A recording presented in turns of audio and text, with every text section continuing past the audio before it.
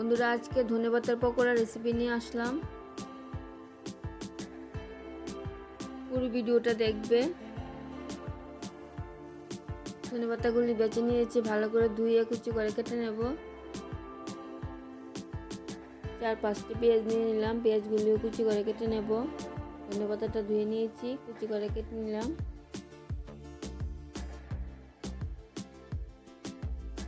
পেঁয়াজগুলিও কুচি করে কেটে নিয়েছি, আর 4-5টা কাঁচা লঙ্কা কুচি করে কেটে নিয়েছি।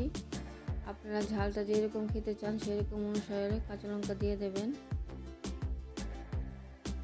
বাটিতে নিয়ে নিচ্ছি 2 চামচ ময়দা, 2 চামচ বেসন, 2 চামচ কর্নফ্লাওয়ার, 2 চামচ সুজি।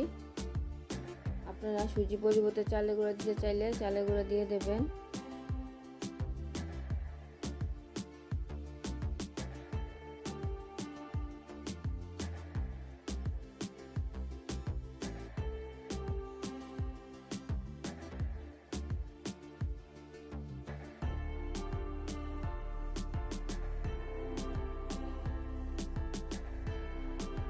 আর নিয়ে নিলাম কাশ্মীরি লাল লঙ্কার গুঁড়ো, হলুদ, লবণ।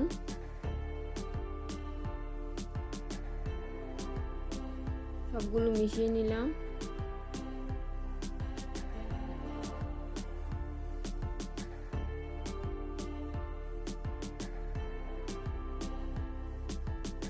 সবগুলো মেশানো হয়ে গেছে। অল্প অল্প জল দিয়ে ব্যাটারটা একদম আঠা আঠা করে গুলে নিতে হবে।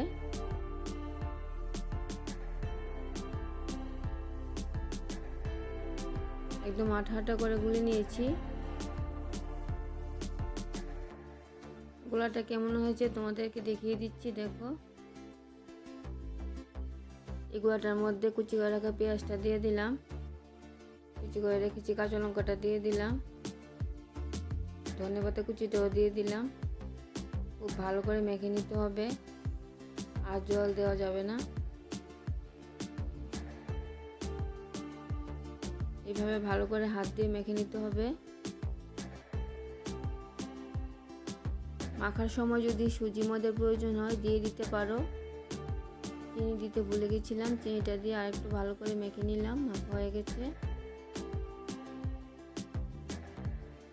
কড়াইতে সরিষার তেল দিয়ে দিলাম, রিফাইন্ড তেল দিয়েও বানিয়ে নিতে পারো। তেলটা গরম হয়ে গেছে। ধনেপাতার পকোড়াগুলি হালকা হালকা হাতে তেলের মধ্যে দিয়ে দিলাম।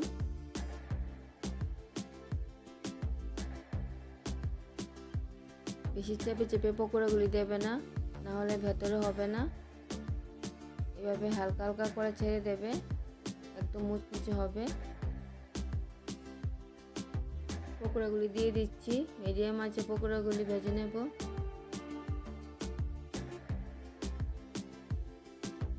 আমার এই রেসিপিটা যদি আপনাদের ভালো লেগে থাকে তাহলে আমার চ্যানেলটাকে সাবস্ক্রাইব করে আমার পাশে থাকবেন।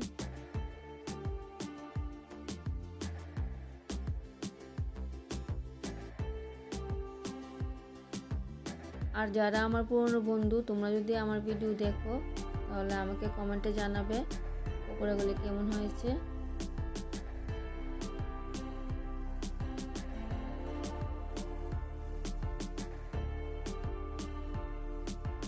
পকোড়াগুলি ভেজে নিলাম, নামিয়ে নিচ্ছি। বাকিগুলিও ভেজে নেব।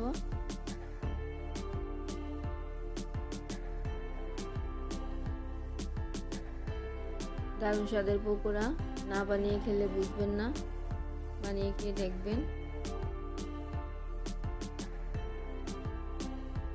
বাকি পকোড়াগুলিও দিয়ে দিলাম।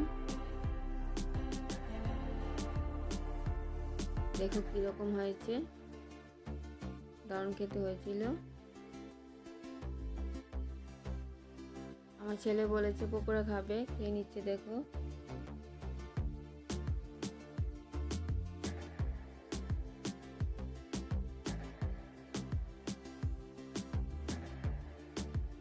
সবগুলি পকোড়া একই রকম ভাবে ভেজে নিলাম।